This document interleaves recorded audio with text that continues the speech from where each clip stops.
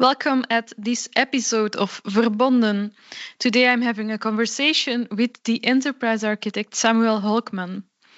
He is also sharing his knowledge and giving education to new architects, which is why today I'm asking questions on how to explain enterprise architecture to my friends, my family, business owners, to maybe other architects who are more into technology architecture. And we also talk about what should I do as a new architect? What frameworks do I use? And he has a very interesting vision on that. So, listen. Do you want to sharpen your skills as an enterprise architect? Welcome to Verbonden, the podcast where we combine insights from experienced professionals with real-world examples from the world of architecture. My name is Elise Luijks, and I am your guide through the layers of enterprise architecture, making it less mythical and more concrete. Are you ready for the first question? I'm ready for the first question. All right. For me personally, I don't succeed in explaining what I do for a living to my parents and my friends. What is an EA? What do you think works best for you to explain enterprise architecture to non-practitioners? First of all, thank you for having me on your podcast. That is a marvelous question. I have been fortunate to now have 4 grandchildren and a daughter-in-law, and son-in-law. My daughter happens to be a business architect for American Express, so she's figured this out, but the other people have not. It's an excellent question. So what I like to do is to not talk about EA yet, but give people an analogy. And the analogy that I found works best is that if you're going to build a house, the first thing you do is you hire an architect to put together a set of blueprints so you get an understanding of what it is. You don't hire carpenters or electricians or heating, ventilation, and air conditioning people. You hire someone to give you an understanding of what that is through a series of blueprints. And that's what an enterprise architect does for enterprises. It puts a blueprint together, a model together for the technology people that parallels what the business people are looking for. So an enterprise architect is equivalent to an architect in the physical world. They put together an understanding of what the requirements are for technology and the business. So that's what I tell people that are uninitiated. And I find that using physical analogies are really good because people will understand what that is. Does that help a little bit? Yeah, definitely. I also heard you say that before getting the technology experts involved, and I think that's really an interesting nuance. It also in a way helps businesses to decide what people to hire or what technologies to attract as well. Absolutely correct. And once again, from the physical analogy, if you're going to build a 100-story building, which is equivalent to an enterprise, we're not talking about a small structure here. If you look outside of IT for a moment, and these disciplines have been around for decades, hundreds of years sometimes, in comparison to technologists and technology that's been around for 50 or 60 years. The first thing they do, especially when you have complexity, is architect. And the architect experts are not, as we call them in the physical world, general contractors. They're not in the implementation business. They're in the understanding business. Let me repeat, they're in the understanding business, which is different. And so one of the things that is an issue in most enterprises today, frankly, is they haven't figured this out. They don't recognize there's really 2 disciplines. We're not ignoring the technology people, But frankly, they come second. We have to determine what to do, and then the technology people figure out how to do it. And so it's not one skill is more important than the other, but there is a definite sequence. And right now, in most enterprises that we've seen around the world, that is not a discipline yet that is ingrained in all the organizations. The discipline is growing, the practice is growing, but it is really not mature yet. So, how do you explain enterprise architecture to business owners right now? So, what we do for the business owners is we suggest to them that, and we have to be careful all the time because sometimes it sounds a little harsh, and part of it has to do with language. We suggest that most business people and people that are putting together strategies are really not doing strategies. What they're doing is what we refer to as strategic intent, things they'd like to do. Strategic intent requires a roadmap of things to do, a pathway, a series of projects or programs or capabilities. So the business people will get advantage of an enterprise architecture with two requirements. Number one, what we refer to as human consumability. This is not something that a lot of enterprise architects are used to. They're used to what we refer to as technology plans or technology diagrams. So the first criteria for a real enterprise architect is to understand what a human being can understand and put together a series of representations, and the phrase that we use, to enable the enterprise strategy. So the enterprise architect is putting together a series of understandings and representations to enable the business strategy. That's what an EA does. That is essentially brought to the technology people to implement those technologies and things like that to make that happen. So this is a huge benefit for the business people. They can see visually, and I want to stress again the phrase I said, these have to be human consumable. So one of the things that we believe is lacking in a lot of education training programs for EAs is the understanding of the concept of human consumability. Humans are not compilers, not program compilers. They have different strengths and weaknesses. So it's related to explaining a complex idea or a complex information in a more human interpretable way. Perfect. Absolutely perfect. And so what EAs need to do first is to understand what a human being can understand. So let me give you some examples. First of all, time. All of us are now, I'll use the phrase, addicted to our cell phones. And the occupation I want my grandchildren to take up is thumb surgery. I'm just joking a little bit, but you know what I mean. Everyone, and then neck surgery. Everyone is sitting like this all the time in that particular area. Well, the reason I'm joking and mentioning it, that's something that EA people should recognize, which translates into essentially how much time do they have to concentrate. The research that we've done with universities and others show us that you and I have 54 to 57 seconds to get the business people's attention.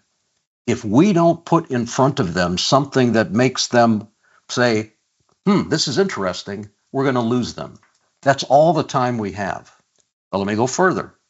With that understanding, what are we presenting to them? Well, another constraint that you and I have as human beings is that you and I, in general, can understand 5 to 9 things at once. It doesn't matter what the tool can do. This is a huge issue in the EA world. As we joke with people, and I hope it's a little funny, a tool in the hands of a fool makes the individual a bigger fool. So it's not the tool, it's how we use the tool to express something that business people can understand. So these two little rules, 54 to 57 seconds, the 7 plus or minus 2 rule, as it's called, are fundamental to EAs. And if you look at some of the things that are done by consulting firms, strategy firms, tool vendors, it is way outside of those guides. And that's possibly why a lot of EAs don't get attention. Wow. Yeah, I actually didn't know about this. I did learn that a person can concentrate or focus for about 15 minutes. So I was always aiming if I can get all the info that I want to give in the first 15 minutes. Now, you may have 15 minutes, but if you don't get their attention in the 54 to 57 seconds, they're going to be not, their brains are thinking about other things. The other thing I want to mention, again, in the physical analogy, and I don't know if you or your audience have ever had experience building a home, for example, and I use that because people sort of know what that is. There isn't one drawing that explains the house. There's a heating, ventilation, and air conditioning drawing. There's a plumbing drawing. There's an electrical drawing. And the reason it's taken apart in the physical world, once again, is because human beings cannot understand all these things at once. So another thing EAs have to recognize is there's a series of representations, not one PowerPoint slide by any means, that gives that understanding. So what we're suggesting to the EA audience is we have to take a lesson from disciplines, professions that have been around for decades that do understand the concepts of humans and what they can when they can comprehend. There's no magic here, but technology people have to recognize that it doesn't matter what the tool can do, and it doesn't matter what a theoretician believes. It's what a human being can understand. So to be effective in the role of an EA, because we are speaking with business people and enterprise people, it's human communication, and within that human communication, we have to understand the human being. All right. So we should become better at observing people, knowing people, the human nature, as you call it. It's a skill that I can't say everyone does automatically, but it's a skill that is massively required. Mm-hmm. And as I say to folks, where should enterprise architects sit in an organization if they are really impactful? Next to the chief executive office. What did he say? Yes, not the CIO, information officer. But if we look at EA as the enabler of enterprise strategy, and that's what we believe it is, in order for us to be impactful, we have to represent things in a business forum, in a business understanding, which is different than the diagrams and the representations for an implementation of a system. It's not one or the other, it's both. But putting a data flow diagram or a use case or a entity relationship diagram, excuse me for throwing these technology terms out there, in front of a business person, you're going to lose them right away. And so it's not one or the other, it's recognizing there's two sets of representations, those for the business people and those for the translation of the business understanding by the technology people. And unfortunately, as you and I this talk here today, the EA field is mostly dominated by IT implementation people that call what they're doing EA. We like to call it, what we see in most EAs is EITA, Enterprise Information Technology Architecture. Very, very important, but very, very different. And so it's, once again, it's not one or the other. Now, what I'm saying is not 100% understood out there. It depends on what you're looking at. And so you and I are sitting here discussing this topic, and we all know that there isn't universal agreement, as you mentioned when we started our conversation, as to what enterprise architecture is. If we go to a search engine and type in the phrase enterprise architecture or enterprise architect, you get 68 million hits. That is a totally useless number. Doesn't help us very much. So I'm smiling because this is fun. It's learning.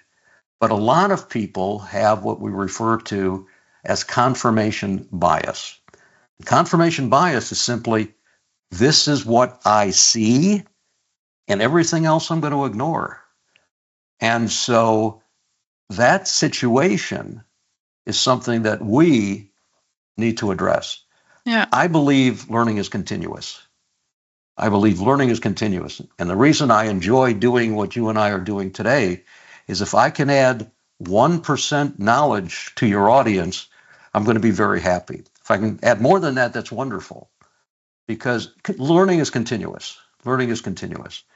And so we have to recognize, especially in our field that is very young, if we look at history for just a moment, 1954, which sounds like a long time ago, it is not, was the first time anyone sat down and said, let me try to understand a business, an enterprise. And that was the book written by Peter Drucker called The Practice of Management. So that wasn't very long time ago. So we have between 1954 and today this learning going on, and what was interjected there was the enablement of that learning in technology. So again, we started off with trying to figure out how to understand things, but the obsession that people have with technology now, especially with AI, for example, we have another miracle out there that a lot of people look at and they say, well, this is going to solve all of our issues. Well, underneath all of this technology is two things: data and process. And in the good old days, when I started, we used to be called data processing. And you know what we're doing today? Processing data. So all of these terms that we throw out there are masking what is going on. Bitcoin is data and process. Blockchain is data and process. Artificial intelligence is data and process. Anything that's mechanized is data and process. So we have to recognize those are the enablers of something. What you and I have to determine as EA is, what are we enabling? And I think that's the fun side. And also at the moment, there are so many tools. As I started as enterprise architect a few years ago, it's really overwhelming knowing what tools to get and at what time. And then there's always someone more senior knowing another tool and naming a tool that I don't know yet. Even after I studied all these different frameworks and tools, and there's always one that I haven't seen yet, so to speak. So to a lot of people, I think it's a bit overwhelming. And I also wanted to ask you today, and this is a statement. I'm not. I'm neutral on whether it's true or not, but I would like to have you react to what I'm saying. So here it is. There's a lot of information out there for enterprise architecture, business architecture, books like TOGAF, SAFE, website, COBIT, also your website, the EA COE, to newcomer architects. They are actually perfectly able to study all the information that's available, and they should be able to right away start delivering value to enhance strategy, enable strategy, as you say. But many people are a bit lazy and they don't really do the work. How do you feel about this? Let me go back. You've mentioned a number of things, and I want to caution the audience. The internet does not have best practices. Let me repeat. The internet does not have best practices. The internet has published practices. If I can be a little bit more direct, best practices cost money. And for people that believe they can go out on the public internet and learn how to do EA, they're fooling themselves. And so the first thing we have to recognize, I haven't had the privilege of knowing you for very long, is I'm assuming that you went to university. You paid for university education. Why would people think that EA is going to be free on the internet? Now, let me go further, because this is a very, very, very important topic. Artificial intelligence is a great example of people being a bit fooled. Now, what do I mean by that? The world of understanding out there is divided into 4 categories. Doesn't matter if it's AI, it doesn't matter if it's the internet. There's 4 categories of things, of information that you and I have access to. The first is the general information on the internet. We don't know where it came from. We don't know how correct it is. We don't know if it's good, bad, or indifferent. It's general information. Artificial intelligence engines can be trained on that, of course. The second category, again, being a bit harsh, but the term is wonderful, is intellectual property theft. Let me repeat that phrase, intellectual property theft. What do I mean? That is copyrighted or trademark information that these AI engines are using without compensation. Okay? And in the European market, people are addressing that. In the US, we are still foolish here in the US.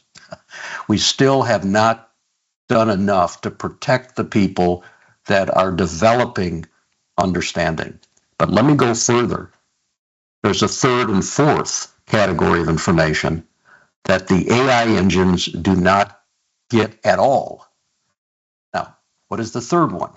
The third one is what we refer to as a mutual exchange of value. So, for example, you mentioned our website. If someone comes to our website and wants one of our 600 podcasts or papers or something like that, we ask them for one piece of information, and that's their email.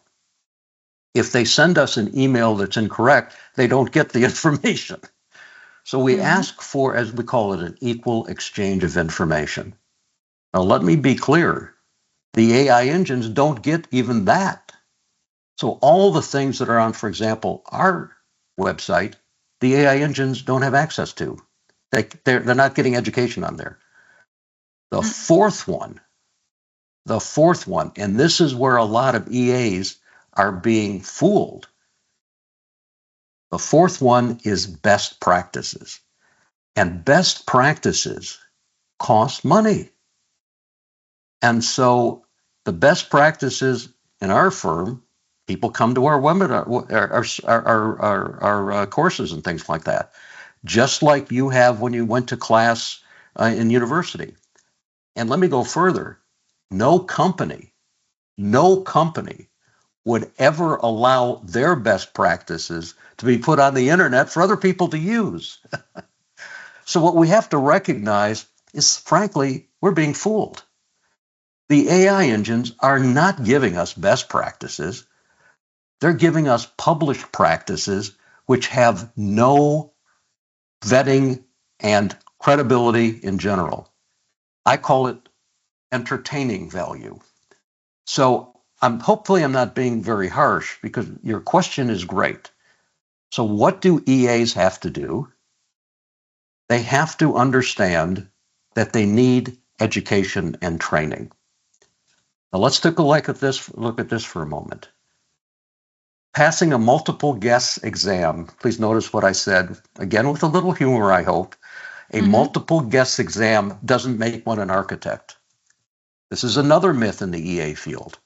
I can sit down, take a, question 1, A, B, C, D. I get 16 out of 20 correct. I get my EA certification. That's nonsense. That's absolutely nonsense. You have to actually do something, generate and develop an EA. And that's why we call what we do a workshop, which is different than a seminar. A seminar is for understanding. A workshop is for practicing. Now let's go a little further in our discipline here for just a moment. And what you're hearing is the parallels in the physical world to our world, and you see where our maturity is. You would not go to a doctor or a lawyer or an accountant that was certified 8 years ago, took an exam, and was never recertified. You'd never ever do that.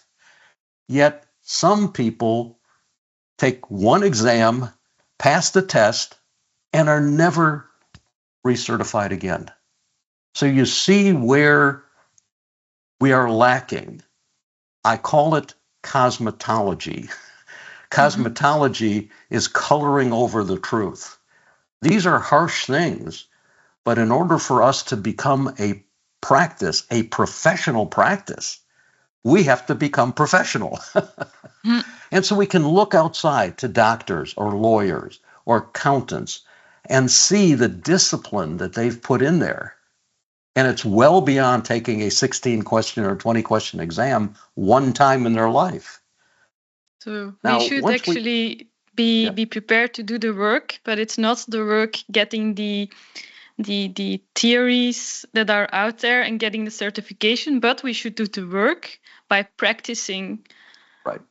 So I know, as I said, in our world, my background, by the way, my education background, my bachelor's degree, my first degree is in biomedical engineering.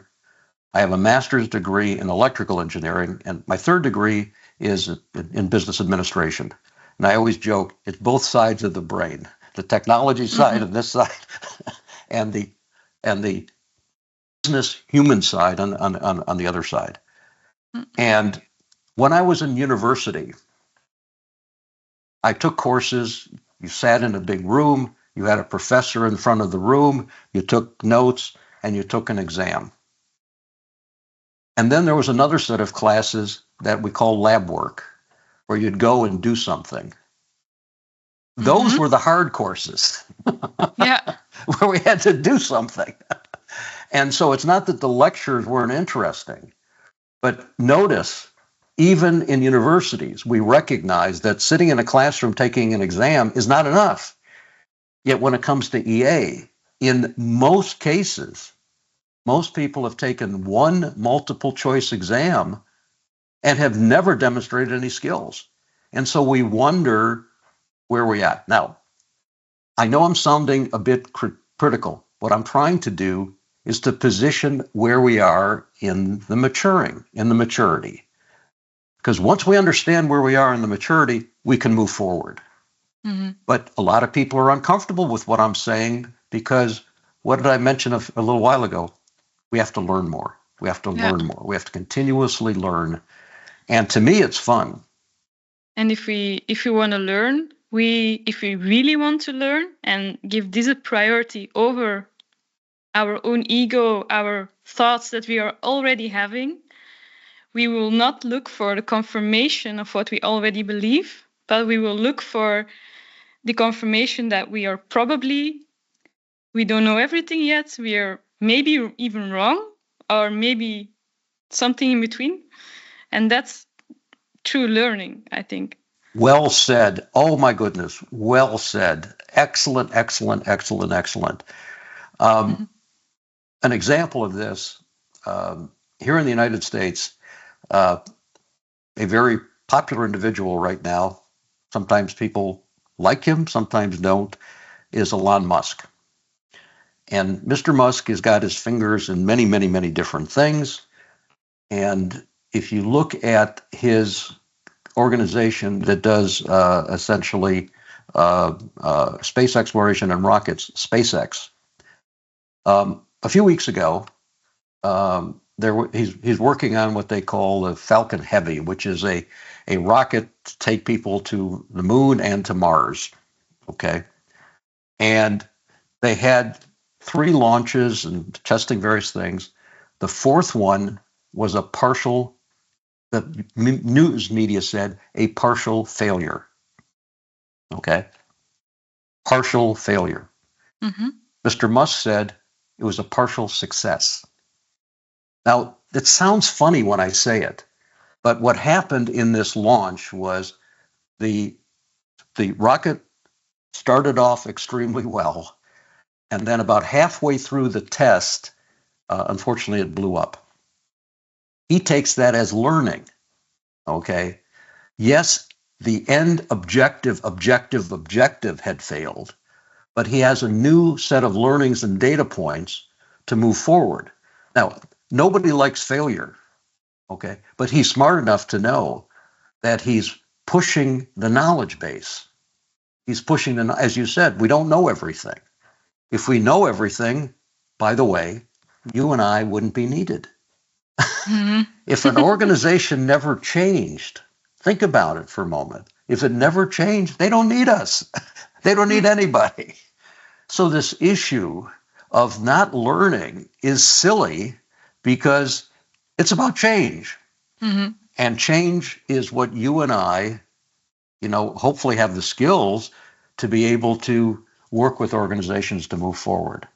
Mm-hmm. So we're chatting here about extremely important items, and it's a little bit uncomfortable, I'm sure, to some of your audience, because it's a little bit looking in the mirror, as I say. You look in the mirror and say, But all of us, there's nothing inhibiting it except our own will.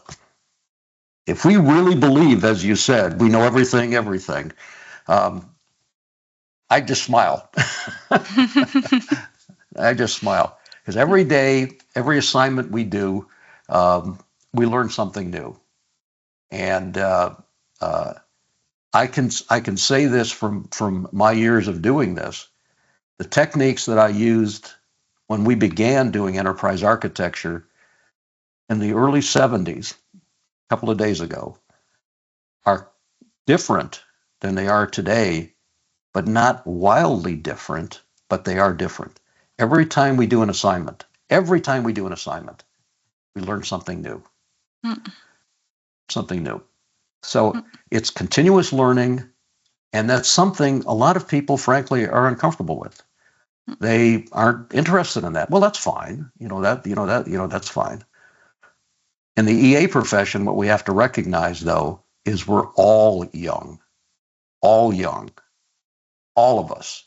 And if somebody says, I got it, I would not want to have lunch with that individual for too much. I will be skeptical because I can say right now, I've probably done more EAs than anyone else in the world, and I'm still learning. And I'm learning every time I do this, because every time the organization is different, the people are different, the objectives are different, and you learn from those things. Mm-hmm. And plus, I do know the field is just getting started. That's why I think it's kind of fun. Thank you for listening to this episode with Sam Holcman about the fundamental understandings about architecture. This episode was produced by Pieter-Jan Rombout, and the music is produced by Leonard Busset.